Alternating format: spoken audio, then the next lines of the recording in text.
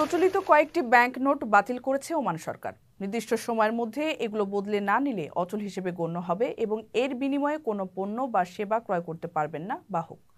বাতিল হওয়া ব্যাংক নোটগুলো জমা দিতে হবে আগামী 31শে ডিসেম্বরের মধ্যে। এরপর বাতিল নোটগুলো আর জমা নেওয়া হবে না। এর আগে কেন্দ্রীয় ব্যাংকের এক বিজ্ঞপ্তিতে জানানো হয়, ষষ্ঠ অনুমোদনের আগে বাজারে ছাড়া ব্যাংক নোট জমা বা অন্য নোটের সঙ্গে বিনিময় করে নিতে হবে। এজন্য চলতি বছরের জানুয়ারি থেকে হিসেব ধরে পরবর্তী 360 দিনের একটি সময়সীমা বেঁধে দেওয়া হয়। ওমানে 2020 সাল থেকে ষষ্ঠ অনুমোদনের নোটগুলোই মুদ্রার সর্বশেষ সংস্করণ। এর আগের নোট অর্থাৎ 1995 সালের পঞ্চম ইস্যু, 2000 সালের আপগ্রেডেড ইস্যু, 2005 সালের 1 রিয়ালের স্মারক নোট, 2010 সালের 20 রিয়ালের স্মারক নোট, 2011 ও 12 সালের আপগ্রেডেড ইস্যু এবং 2019 সালের 1 রিয়ালের স্মারক নোট ও 50 রিয়ালের আপগ্রেডেড ইস্যু নোট এই নির্দেশনার আওতায় পড়বে। ওমানের সবগুলো ব্যাংকে এই নোটগুলো জমা নেওয়ার আদেশ দেওয়া হয়েছে।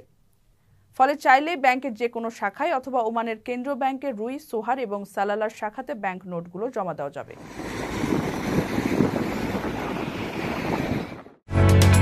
ওমানের সেরা রেট দিচ্ছে বাংলাদেশি প্রতিষ্ঠান গালফ এক্সচেঞ্জ। প্রিয়জনকে টাকা পাঠাতে আজই আসুন আমাদের যে কোনো ব্রাঞ্চে অথবা কল করুন স্ক্রিনে দেয়া নাম্বারে। গালফ এক্সচেঞ্জ, বাংলাদেশিদের প্রিয় এক্সচেঞ্জ।